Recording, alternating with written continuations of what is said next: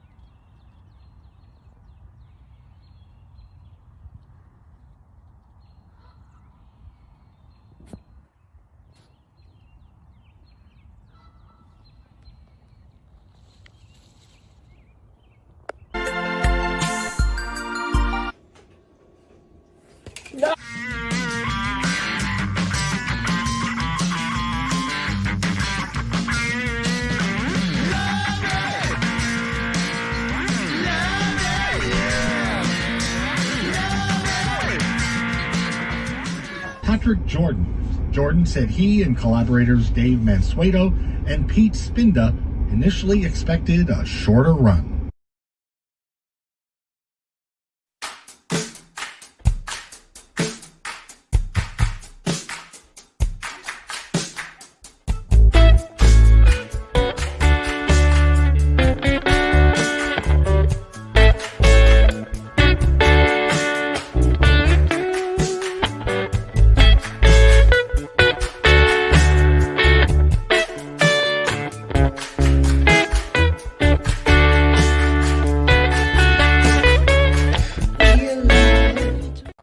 Hey, what's going on, everybody? Welcome to Alone Together Pittsburgh. I am your host, Patrick Jordan. We are streaming at you live from, obviously, Pittsburgh, Pennsylvania. This is episode one. I have no idea. What episode is this, Dave? I don't know, 73? No idea. 73, 72. I'm going to go with 173. Is it 173? You're right, sure? 73. It's 73. Okay, it's episode 173, week 57.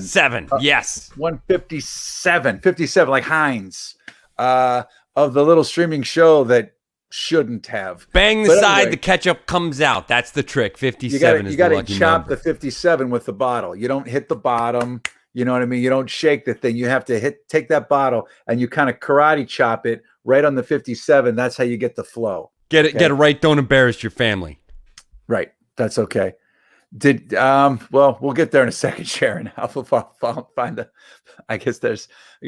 jumping the gun here. So anyway, thank you for joining us. We are here. We have a fantastic show lined up for you tonight. Tomé Cousin is going to be here tonight. He's going to be talking about Charlie Parker's Yardbird, which he directed, a live show that happened. It's going to start its streaming process coming tomorrow. I cannot wait to find out how the process was doing live theater in front of live people in the time of COVID indoors. So I'm excited about that. And it's Thursday, and it wouldn't be a Thursday without finding out what Kate ate with Chef Kate Romane, talking to us about where she went for takeout right now during this crazy time. Even though that most restaurants are opening up again now, but we still need to know what's going on takeout and shine some love where it is. So that's what's coming up. A couple of things for you at home. Ticking below me is our Venmo at TogetherPGH. If you want to kick in a couple of bucks to the artists involved with the show, that would be great. All the money goes directly there. $1, $3, $5, it does not matter. Whatever you can give, we would be glad to have it and then disperse it accordingly. So thank you in advance for that. If you give $500 or more, you get to be a guest on the show if you want. That's how things work around here. So that aside, a couple more pieces of housekeeping. If you got comments, fire them in there right now. Shoot them in the comments, and we'll get it going. Finn Rider, okay. I'm guessing there's a typo in the in-show poll that's coming here. So anyway, so that's rolling there. A couple of things for you here. There is still a pandemic going on. We wouldn't be doing this without it. So at the beginning of every show, I want to remind everybody to do something along the lines of keep on wearing your mask. Just because you're over the pandemic doesn't mean the pandemic is over. Keep wearing your mask, keep social distancing. As an idea for anything to you, there were the COVID cases today, 403 new COVID cases in Allegheny County now. The cases are rising. Deaths and hospitalizations are going down. But still, this thing's not over yet. There's variations on this thing. Keep on wearing your mask. Keep on getting it going. Do that kind of thing. But also right now, keep on scratching. Thank you, Dave. Everybody is eligible right now over the age of 16 to get the COVID shot right now. We posted some stuff yesterday out at the mills. They had 6,000 doses ready for yesterday, and 3,100 people came and got a shot at the drive-through. They're taking people. There is really you can get a reservation for this. You can get on the list. You can do that easily. If not, just show up to places. I'm afraid that people aren't going to get the shot, and I was so afraid about this. I was talking to my friend John Travolta, and he reminded me what everyone should do. Shot! I am if you let me. Hey, someone fucking stop when you start talking to me. Start talking to her. Yeah, right. So he said, get the shot. Just get the shot. Okay. So that's what everybody should do. And then I was thinking a little bit longer about it. And I was like, I mean, this has been going on for a while. People should get the shot. What if Rocky Balboa? What would Rocky have to say about this? What shot did you ever take? Well, I guess hey, Rocky, you're not happy with your life. It's nice. Me, I got a business going. I don't have to take no shots. No one having gone more than 12 rounds with him, and that was Jake Dale. Get the shot. Like what's somebody else that had been saying this, and I was thinking, what about a dame? What about a Dame Judi Dench? What would she have to say about this? She's English. Take the shot. I say take the shot. Take the bloody shot.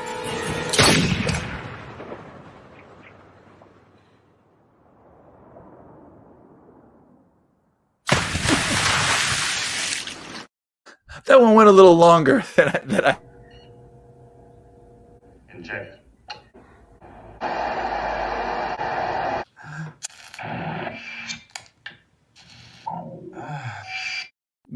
My bit is getting lost here. There's something new here. We're off book here. We're off script here. So anyway, that's what I was thinking, right? So everybody should do that. And then, like, you know how I feel when people aren't going to get the shot? Like there's a cartoon footage of me literally waking up. Like this is what I have nightmares about there being shots available and people not getting the shot. Take the shot! Take the shot! See what I'm saying? Like that's basically what I feel like people need to do right now. Get out after it. Get the shot. Wear your mask. Wear your mask to get the shot. Chris Latta agrees. Get the shot. Okay, so that's there like that. Now, we have an in-show poll that you may have seen if you're looking on Facebook right now for our Facebook viewers. We're also on Twitch. We're also on YouTube streaming at this, and we have an audio-only podcast version of this for you to listen to tomorrow. But Engine House 25 Winery, our sponsor, EH25.com, has been sponsoring this the whole pandemic. It is our Lil Jagoff poll, right? And it's brought to you. It's an in-show poll. Only you watching live get to vote on this tonight. And it is it's a little bit different. Usually we're Pittsburgh-centric. But Dave, tell them more about Engine House 25 Winery right here. If you go to EH25.com, you can find out everything you need to know about this fantastic winery. The grapes are from everywhere from Napa to Chile and everywhere else, but everything else is made in Pittsburgh. They've got some fantastic reds. I'll put these wines up against anything else. They're right there in Doughboy Square where Lawrenceville meets the Strip District. And if you tell them that you found out about it from Alone Together Pittsburgh, you get $5 off per bottle. They're doing free delivery during the pandemic. They'll take it to your door if you're in the 412, and they have curbside. And the tasting room is open at limited hours. Go to EH25.com, find out all about it. You might see some famous baseball players there now because the Clemente Museum's there too. But Dave, tell them what the poll is. It's a little not Pittsburgh-centric tonight, right? This one's hot. This one's hot. This one's real hot, Patrick. Oh, baby, you ready for this? Burning your fingers. You ready for this? It's hot. Here we go.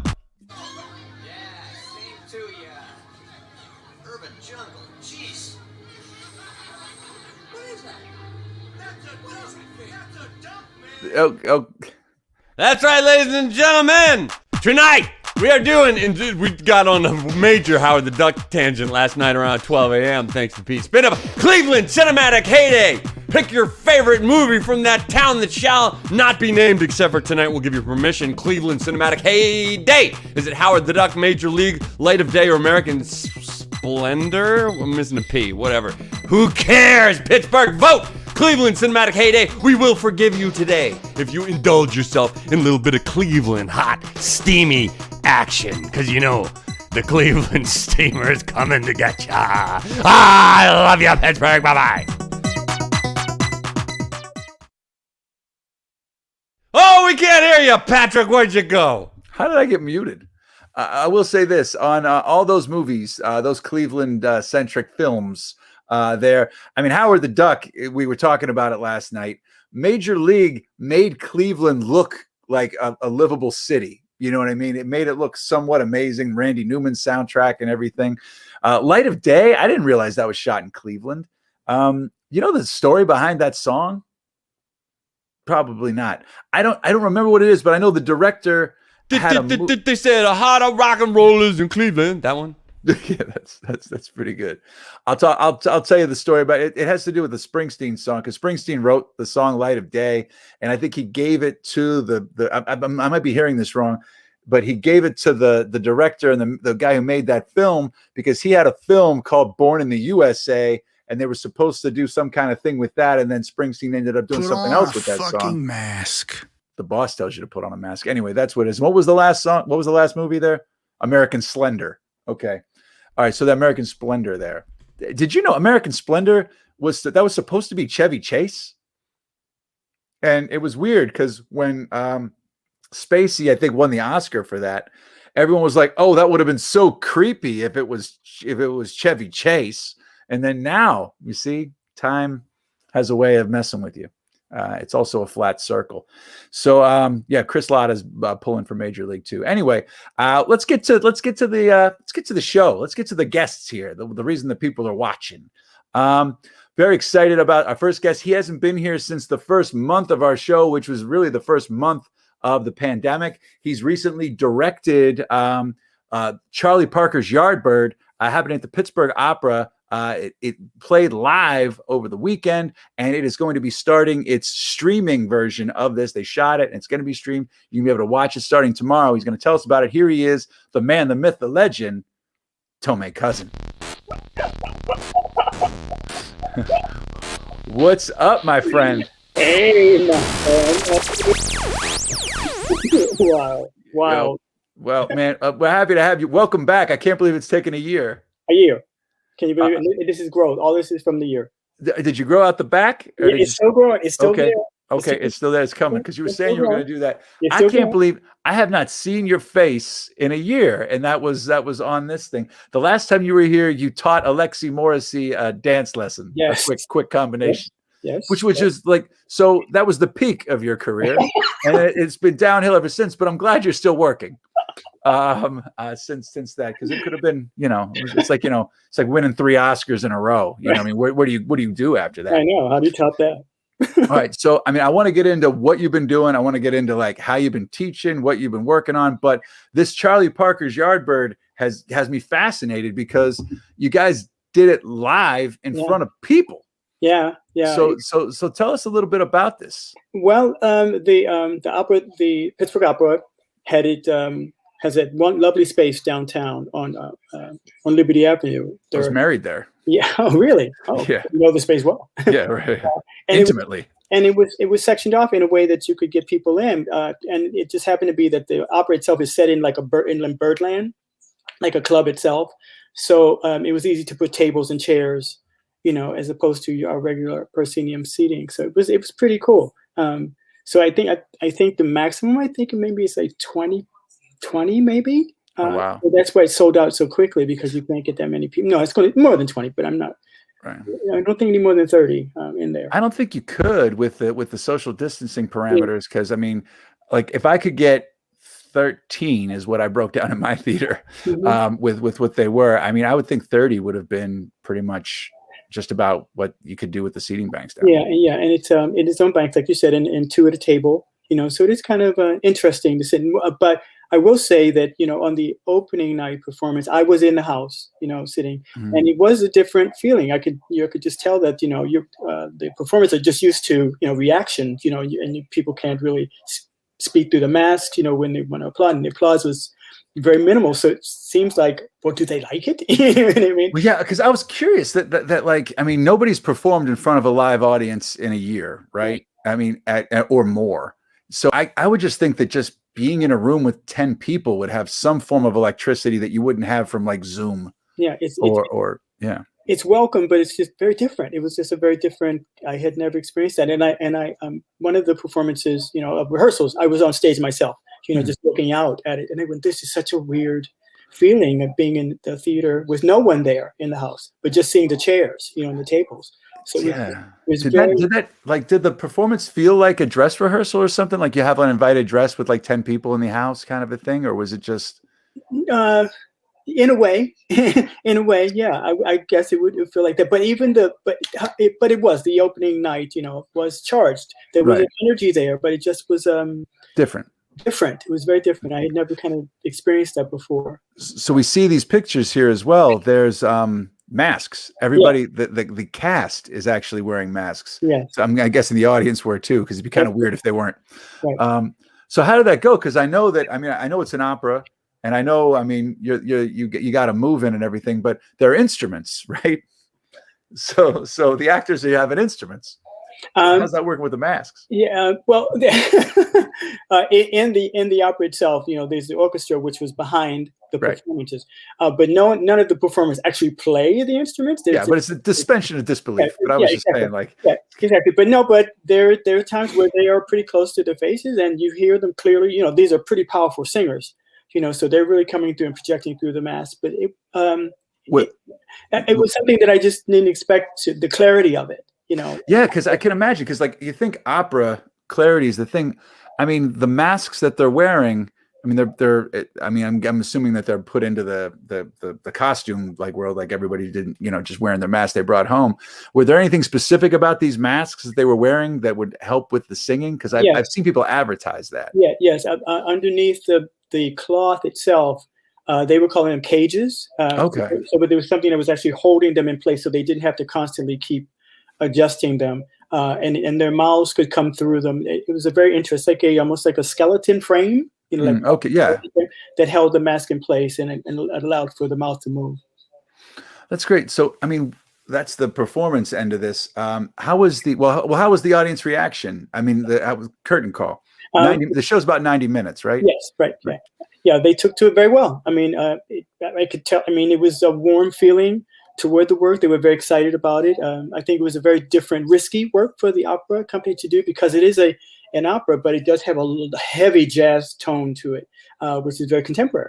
So it was a different feel. You do have to kind of patch your toe a little, which is a little different from the opera. Yeah. Now, was this planned a year in advance, or was this like a COVID inception to fruition?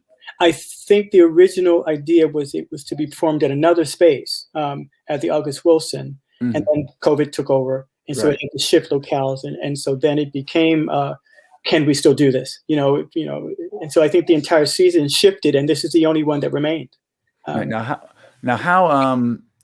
was rehearsal? I mean, because that's something I'm fascinated about right now. There you can see the horn a little bit farther from the mouth than that. But so how was the rehearsal process here? I mean, were you guys super uber distanced, or were you just still doing your thing but with a mask? Everybody was masked. Everyone was distanced. We were lucky and fortunate that the set was already there, so we didn't have to make a big transfer. It was already up to work in the space, so all the blocking took place for what it was actually going to be. Right. So that was a big advantage of it. But yeah, the rehearsals just took place normally. The only thing was there was a lot of distance with it, and then a lot of hand cleaning and breaks. And there were big breaks just to air out the space. And that's a big space too. You know what I mean? And obviously, when you think opera, you're thinking projecting. You think lots of power, and they were telling you not to yell for a year. So I can't even imagine what this was. So what's cool is, I mean, there was only a handful of live performances, right? Yes. But they were videoed, right? They were shot. There's there was the live stream tomorrow. I mean, Yeah. that's going to be the first Is one. it a live stream of a live performance, or It's is a it live like performance. Okay, great. So live it's performance. now is that just a one-time deal with the live performance streamed, or is it going to be a couple of days? No, the live performance stream will go up tomorrow, premiere tomorrow, but then it'll be up, I think, available to see for about two, maybe 3 weeks afterwards. That's amazing. And there are 4 more live performances, but they're sold out. So I think that was part of the live stream need, so more people could see it because of such a limited audience is able to come into the space.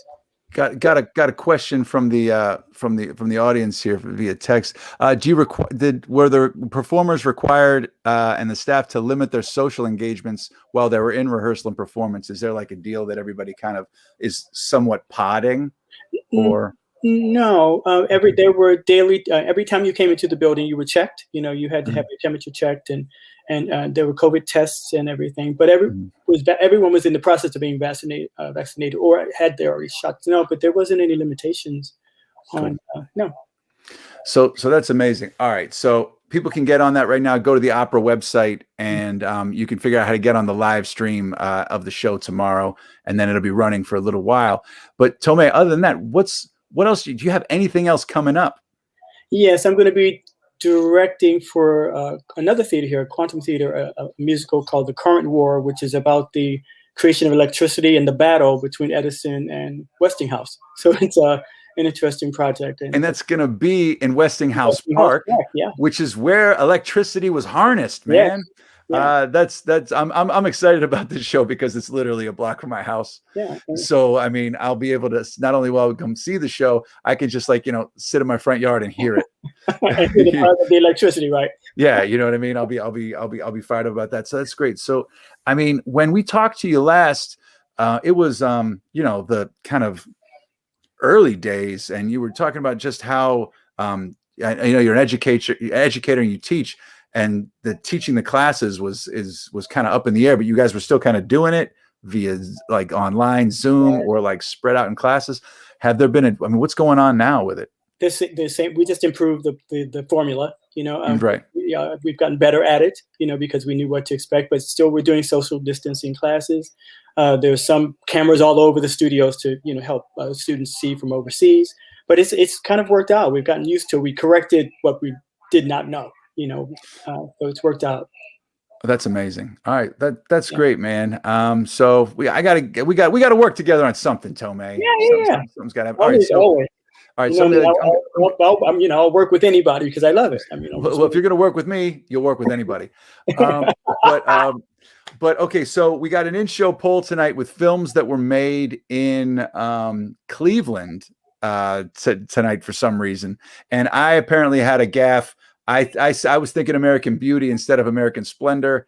Sorry, but I had a good Kevin Spacey reference, and don't take that from me, Tommy Amoeba. So the best movies that were made in Cleveland: Howard the Duck, Major League, Light of Day, or American Splendor, missing the P. Okay. Paul Giamatti, American Splendor. Light of Day was Michael J. Fox and Joan Jett doing the Springsteen song. Major League was Charlie Sheen and Tom Berenger, Wesley Snipes, and Howard the Duck was obviously the Duck. So if you had to pick one movie that was made in Cleveland from this list, I'm going to swirl up to Howard the Duck because I'm a Marvel man. Yes, yes. Well, I'm going to tell you something, Tomé. We almost were going to do a Howard the Duck show tonight, and then it shifted around. But if we do a Howard the Duck show, all right. You want to come on? We're gonna live watch the show. We're gonna do live commentary with Howard the Duck. It's coming. Okay. All right. Tomé is in. Tomé, thank you so much. Literally, if you got anything going on, you want to come back, please do. And you're definitely hooked in now for the Howard the Duck show. Hey, sounds great. Thanks, man. Thanks so much for being here, Tomé. Thank you. Right. Bye. Take it easy. All right. Tomé is the man. Very excited that he was here. And seriously, you got no excuse. Check out Charlie Parker's Yardbird. I mean, everybody loves Charlie Parker. Here it is with the opera. So there's going to be some jazz. It's a nice fusion piece. Super cool. And the opera house is, their rehearsal space there is fantastic. That's actually Like I literally got married right where that table is. So there you go. Mystery Science Theater, the Duck. That's what we're going to try to do, Chris. We're going to try to do that. All right. So anyway, things are going to move along. The show is going to keep on rolling tonight. But before we bring out our next guest, want to give a quick shout out to another sponsor on the show. Farm to Table, PA, farmtotablepa.com, Farm to Table Pittsburgh, keeping it real and keeping it local. If you go to farmtotablepa.com, you can find out everything you need to know. If you watched the show yesterday, you would know that it is CSA season. So getting your CSAs for the summer, it's not going to get a better time than this. Everything from the produce to the meats to the grains, everything coming at you local. They have a guide with drop points where you can get at the stuff. Get on that there. This website will also tell you where farmers markets are, where you can get the stuff, and how to do it. Every Thursday, Doug Oster, who was on the show last week, he does a talk. He missed it today, but he'll do it again at 4 o'clock. So find that all out, farmtotablepa.com, and always tune in on Wednesday to find out new stuff about, keeping it real, and buying fresh and buying local. And that Insta, hit that Insta. They got the cool helper out little infographic on the Instagram. That's right. Go to the Insta. It is at farm number 2 table PGH. That's the number 2, not the TO. Farm 2 table PGH. That's when you can have the graphic where it's like literally you're a click away. It's self-explanatory. You can't beat it. There they are, drop points and farms that are doing the CSAs right there. We've all been, Dave, Pete, and I have all been in on a couple of these things. You will not regret it. Get in on it, and you're taking care of your local economy while you're doing it. So awesome. farmtotablepa.com. Now, speaking of eating, you can't eat without thinking of the one and only Kate Romane. And that's right. It is What Kate Ate with Chef Kate Romane, telling us what it is. This entire pandemic, she's been eating takeout between 1 and 4 nights a week, and she still hasn't gained a pound. She's here doing it. She tells us what it is. She lets us know what's safe and who's hustling and who's getting it done. We find out about it here on the show, and here she is after a 1-week hiatus. She was in the, in the subcontinent party, and here she is with snacks as her backup, Kate Romane. What's up, Kate? Hi. I wish that part about the poundage was true. You have not gained an ounce. You look exactly the same. Girl, that's because we're talking from here up. You don't know.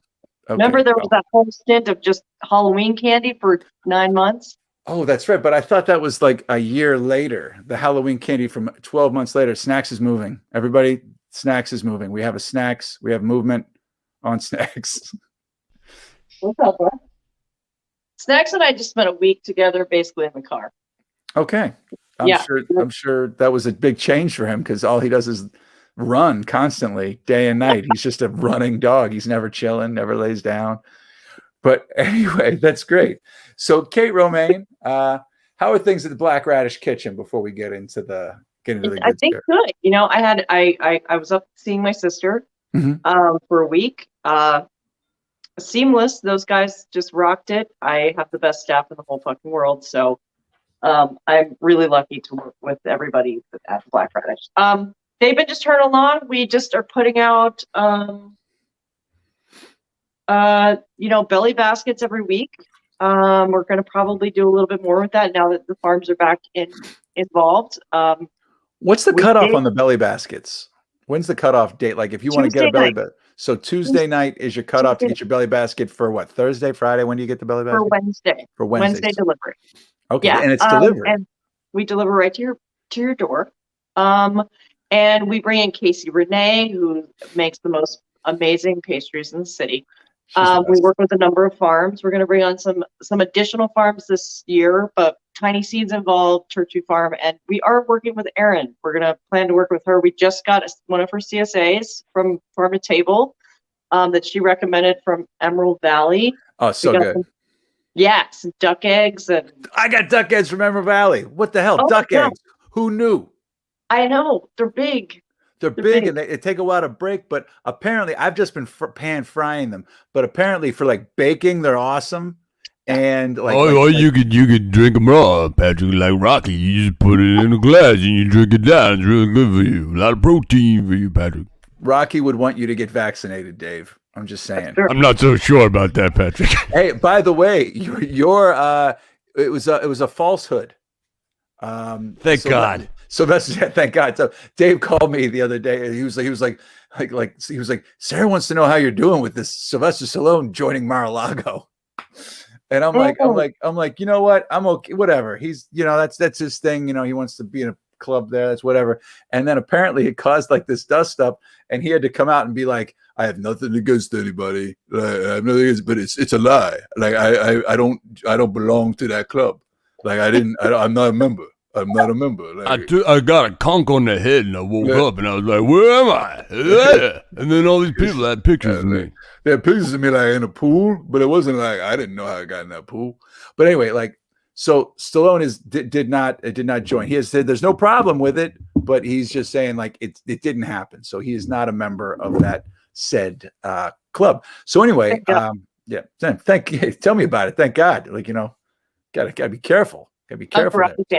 I'm a Rocky fan. You are a Rocky fan? Well, we could talk about it like all night. We got 10 minutes. Let's just talk about Rocky. Let's screw the bit.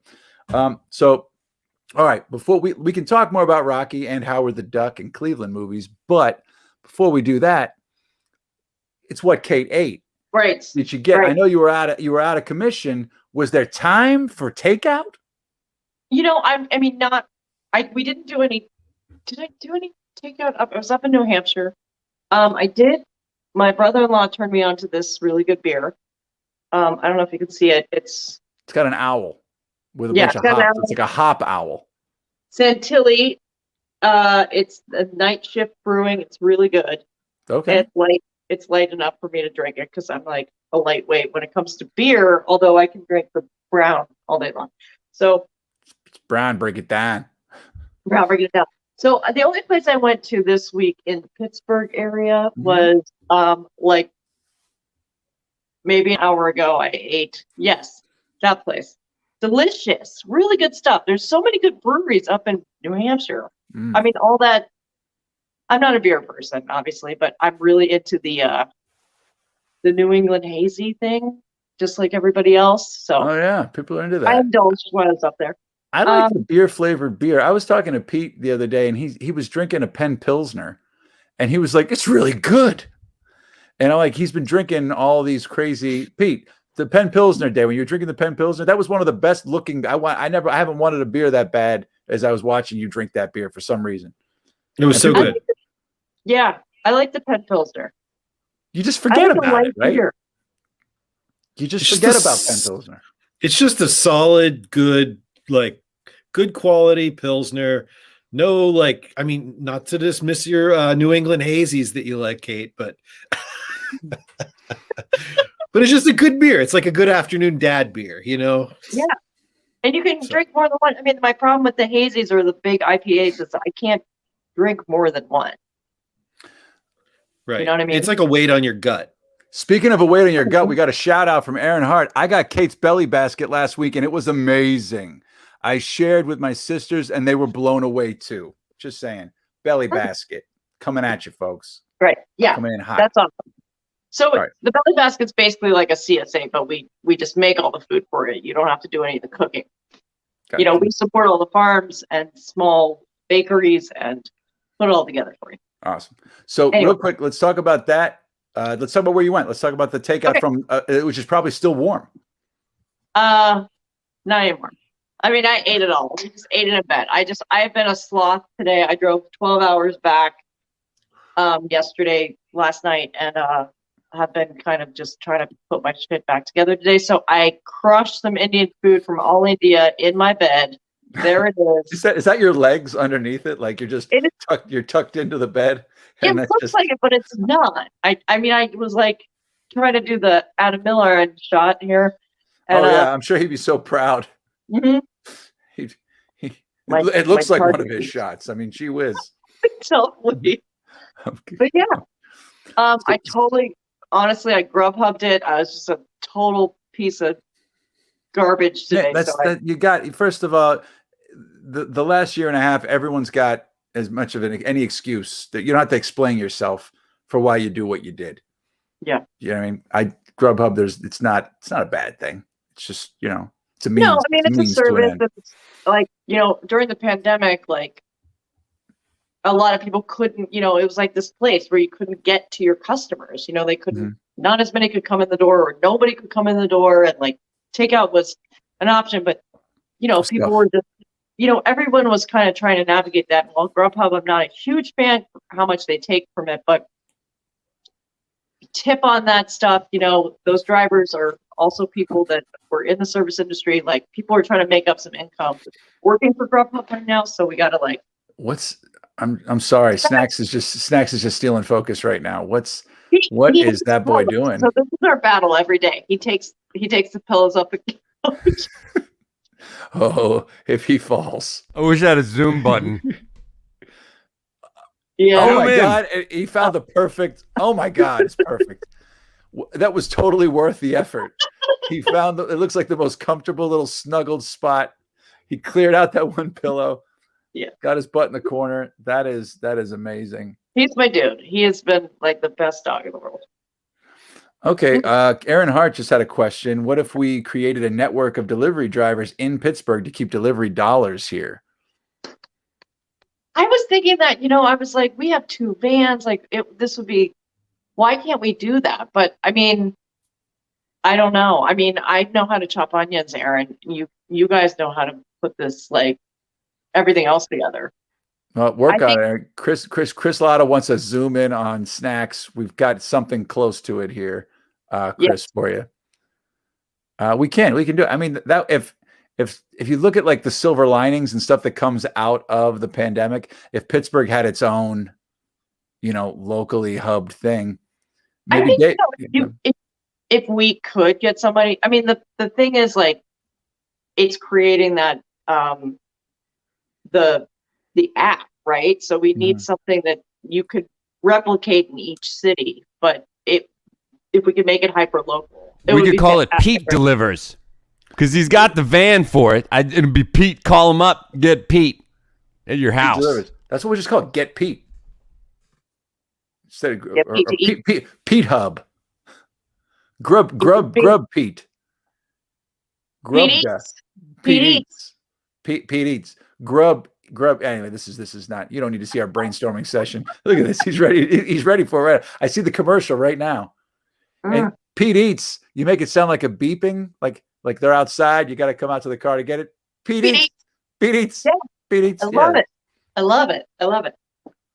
Or delivery drivers in neighborhoods like pizza shops. Well, yeah. I mean, like, one of the it's a lot of vehicles.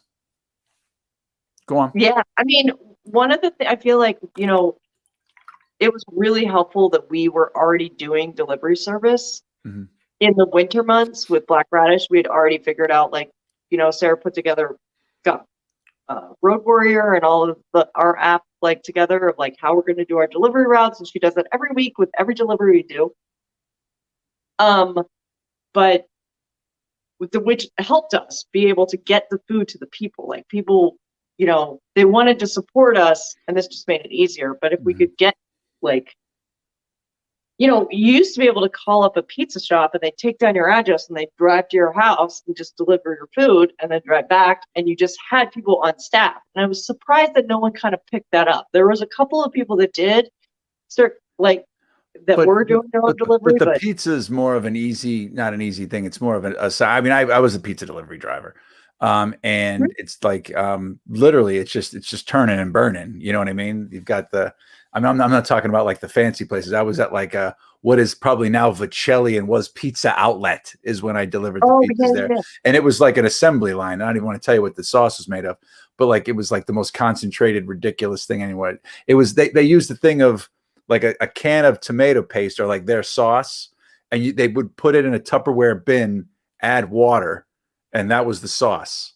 Like, it just filled that thing with water. It was like concentrated sauce on the bread. They were like, the pizza costs about 7 cents to make, and the cheese is like $1.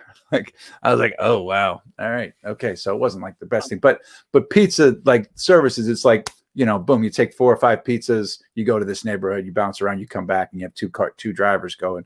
But I don't know if that works like that with, like gourmet food, or even that Indian takeout that you're doing right there. Yeah, I mean, but if you were in like a 2 to 3 mile radius, I know that Everyday Noodle was doing their own delivery, and there's a couple of places that I ordered from directly. I feel like I think Square Cafe was doing some deliveries too. yeah. I mean, but it, I mean, the pandemic came on like fire. No one was ready for that. So it was, and like the restaurants were kind of always going through constant like changes, laying people off, PPP, all the stuff. Like somebody trying to figure out a game plan for delivery was, Yeah, I mean, it's okay because in Bloomfield the robots are coming to take care of all of the deliveries. What? Tell me about this, Dave. I'm talking out of my butt, but my understanding is they're doing the tests now. You know, they got the delivery robots in Oakland. That Bloomfield might be the next. Well, they do in Oakland. They have these robots on the sidewalk. They're cute little friendly robots with flags and stuff. They're not people. They're robots. They're AI robots delivering food, and we might see them next in Bloomfield. That's seriously, it's Terminator 2, Judgment Day. It's happening. But they don't have guns. They got pizza. Yeah, that's what they say. I mean, that's better, right? But they can kill you with the pizza. That's the only. Chris, we've talked a lot about pizzas and we've had showdowns with different pizza stuff. But as far as the best pizza in the Berg thing, I mean, I haven't gotten into that list. About 8 years ago, I went to 15 pizza places in one day with Brad Stevenson, and we had a slice and we kind of ranked them and stuff. But we haven't done that on the show. We could talk about it. I mean, we had Hal on. I mean, you had Hal on. We did a deep dive into the room temperature cheese on the pizza thing, like specific things we've done like that, but we've never really done the whole enchilada. And amazingly, Hal's fave was Pizza Hut at the end of the day. Detroit style pizza Hut. No, he was into stuffed crust. Like that's what I was like. He was like, I'm going to take that stuffed crust pizza. He likes the one with the hot dog in the crust. That's his fave. The hot dog and the cheese wrapped in the crust. Oh man, that was a day. That was Pizza Hut doing the thing. We should actually do we should do an in-show for Pizza Huts that became something else. You know what I mean? Because they're obviously Pizza Hut, and then there's Sherman Williams Pizza Hut, a floral shop Pizza Hut, a bar Pizza Hut. You know what I mean? There's a million different little what Pizza Huts used to be thing. Anyway, can't out Pizza the Hut. So remember Book It? Did you do Book It when you were in school?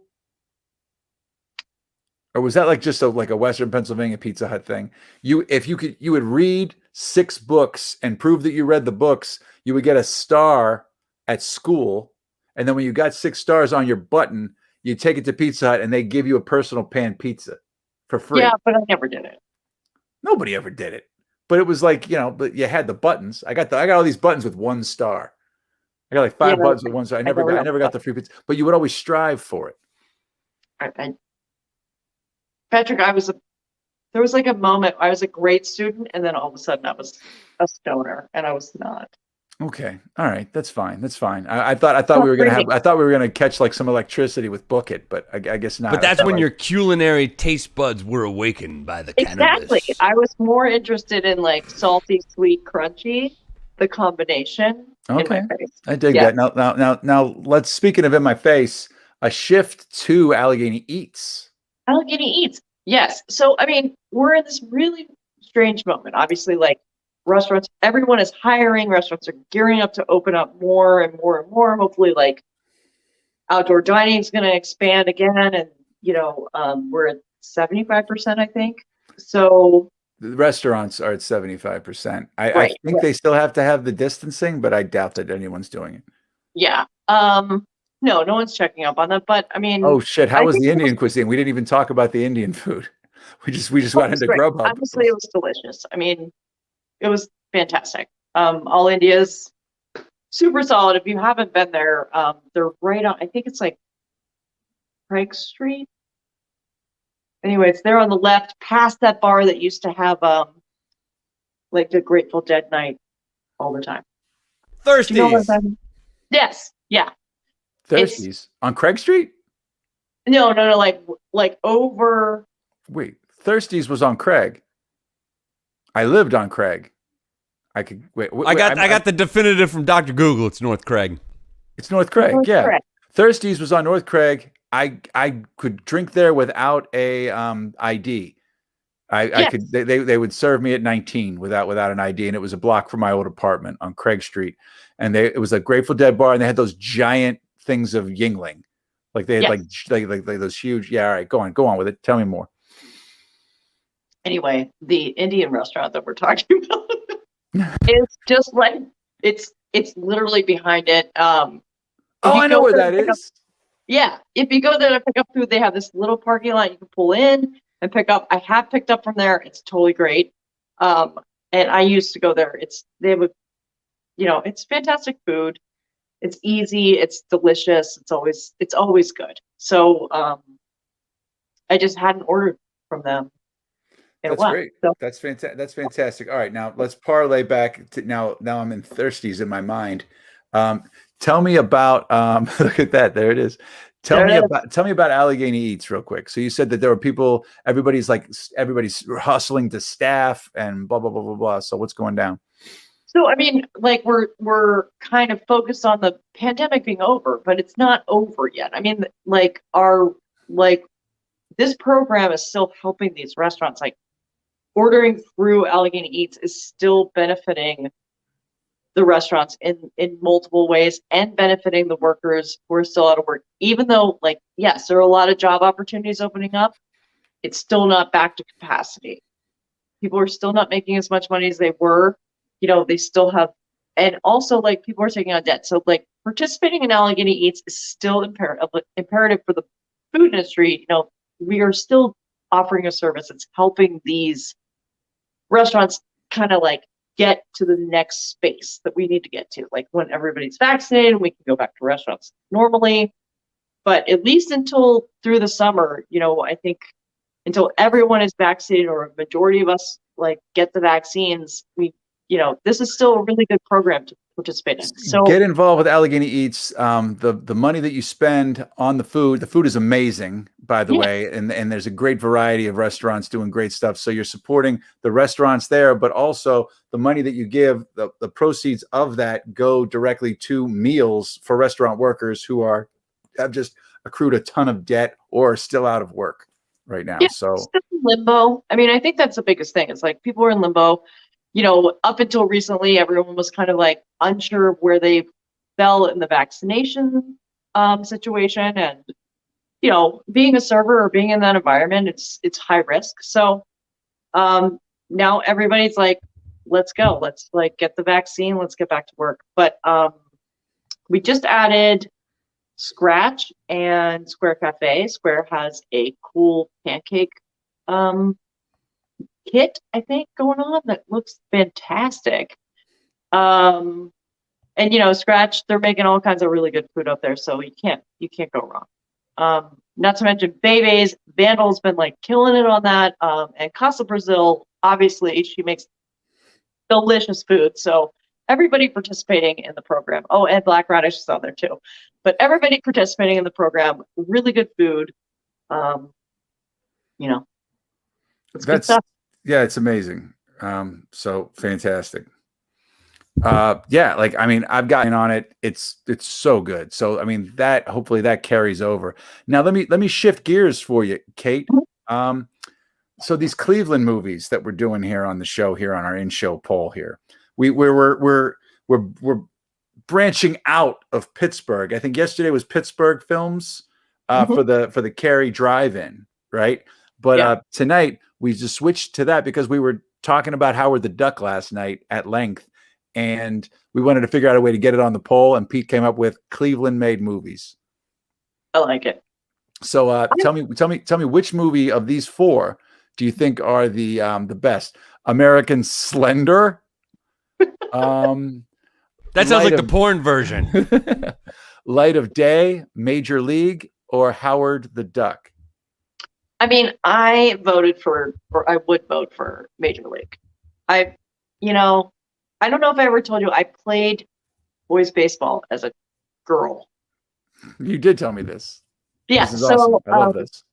I was like, I'm still a big baseball fan. So, but when Major League came out, even though I didn't understand half of what was going on, like between all the characters, I just love the movie. It's great. All right. I like it. I like it. So it looks like we're almost at a tie right now with Major League and Howard the Duck. We could do a deep dive in either of those movies, but I think the Howard the Duck live Mystery Science Theater ripoff might be a thing. I think everybody loves Howard the Duck. I think if you guys did that, it would be great. Of an age, though, everybody of a certain age loves Howard the Duck, because I do not think that the next generation. What is that? What are they? Gen X? No, millennials. What's the generation now? I sound like a 300-year-old man. Generation now. I'm so old. All right. So anyway, that's what it is. So I'm gonna say, I honestly, the movie Light of Day, I loved when I was a kid, and that song's fantastic.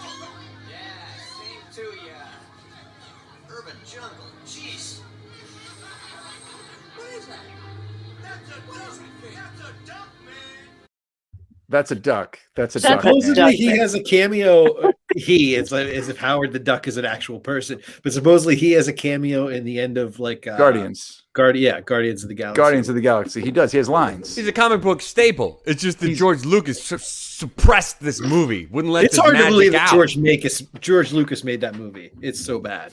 I think he took his name off it. George Lucas made that movie? No, it's still on there. I watched part of it last night.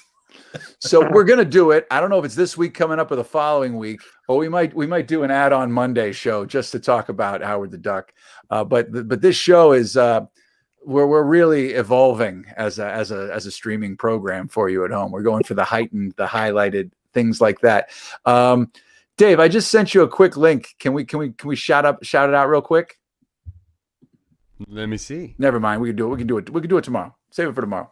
So anyway, we're going to wrap things up for tonight. It's been another fantastic show. Thank you, Kate. Thank you to Tomé Cousin. Everyone check out the stream for Charlie Parker's Yardbird from the opera coming up right here.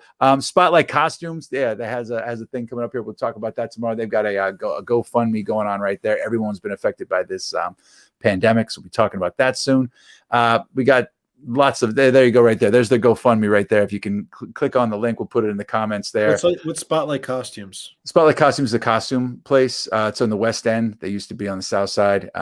They got hit like wicked hard. They were on a shoestring budget, and so they were so just letting everybody know that, just look at what's out there. People still need help. A lot of people might be coming out of the pandemic, but just because you're over the pandemic doesn't mean the pandemic's over. So it still has a ripple effect we're gonna be feeling on stuff here. So cool. Well, we're going to wrap things up here tonight.